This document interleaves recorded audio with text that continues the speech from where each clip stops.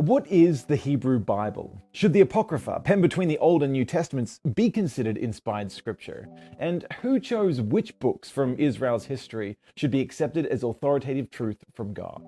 If you've ever asked any of those questions, then check this out.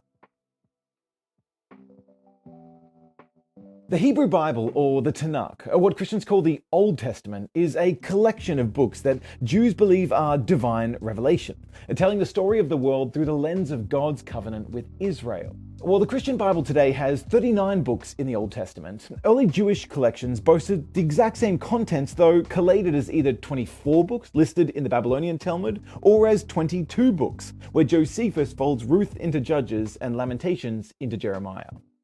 Standard Hebrew Bibles today, though, tend to follow the Babylonian Talmud's 24-book structure, which is the same outline adopted in the earliest complete Hebrew copy of the Tanakh, known as the Codex Sassoon, which, as a Masoretic text, dates back to the 9th or 10th century AD.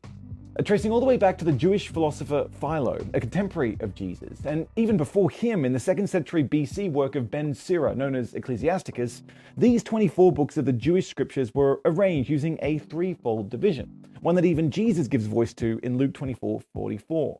First, the Torah, or law, or Pentateuch, includes the 5 books traditionally ascribed to the prophet Moses: Genesis, Exodus, Leviticus, Numbers, and Deuteronomy. Second, the Nevi'im, or the prophets, include 8 books, the 3 former prophets being Joshua, Judges, and the 2 books of Samuel, grouped as one, and then the 5 books of the later prophets, the 2 books of Kings, again grouped as one, Isaiah, Jeremiah, Ezekiel, and the 12 minor prophets, again grouped as a single book. And then there was the Ketuvim, which are the writings, featuring 11 books of poetry, wisdom, and literature and history. Psalms, Proverbs, Job, Song of Songs, Ruth, Lamentations, Ecclesiastes, Esther, Daniel, with Ezra and Nehemiah grouped as one, and the Bible closing with the 2 books of Chronicles, again grouped as one. What's different about this order compared to the Christian Old Testament is that the Hebrew Bible closes with the story of Chronicles, or an historical genealogy of Israel's kings dating right back to the central figure, King David. Now, this order makes for a cool connection with Matthew's Gospel as the first book in the New Testament, which opens with a genealogy of Jesus that traces back through David's line, painting Jesus as the fulfillment of the covenant hopes given to King David of a descendant who would rule over Israel forever in the Messianic era. That's just a cool design feature. Now, when it comes to which books belong in the Jewish scriptures or the Old Testament canon, well, we don't know exactly when or how they gained the status of being divinely inspired scripture.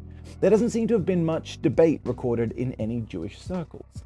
There are some cryptic references in the Babylonian Talmud about rabbinic disagreements that took place in Jamnia around 90 AD, which some have interpreted to mean perhaps there was a formal Jewish council there that voted on a canon.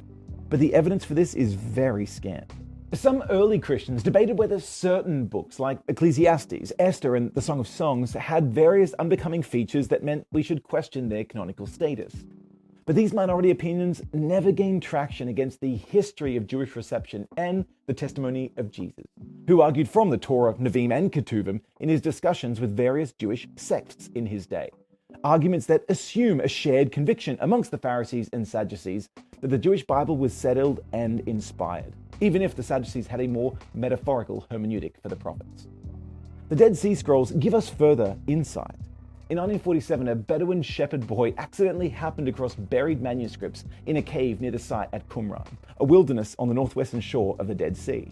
Over the next 9 years, in 11 different caves, over 900 manuscripts were discovered, many of which were copies of Old Testament books, pushing our earliest manuscripts back over 1,000 years to show they were relatively unchanged across a millennia. But from reading the literature of this Qumran community, or the sect in Judaism known as the Essenes, we can see that they too received the 24 books of the Jewish Bible as scripture. What we do know for sure is that these 24 books of the Hebrew Bible were all translated into Greek as part of the Septuagint project, where, according to the traditional story, some 70 scholars in Alexandria worked together to make the Jewish scriptures accessible to Hellenized Jews. This project was completed by the 2nd century BC, which means the canon had to at least be completed as far back as 170 years before Jesus. So there is ample reason to accept the Old Testament canon from the basically unanimous testimony of Jewish history alongside the explicit testimony of Jesus of Nazareth, especially if you're a Christian and take him seriously. But what about the Apocrypha? Because the Septuagint actually includes, at the end of the Jewish Bible, these 7 extra books known as the Apocrypha. Books like Tobit, Judith, Sirach, Baruch, the Wisdom of Solomon, and 1st and 2nd Maccabees, along with a 13th chapter to the book of Daniel known as Bel and the Dragon, and an additional section to the story of Esther. So here's a few quick thoughts about the Apocrypha. First, these books are all penned in the intertestamental period, or the 400-year history between the Old Testament and the New Testament, and as such provide enormous cultural insight into the history and beliefs of the Jewish people in that time. They're useful.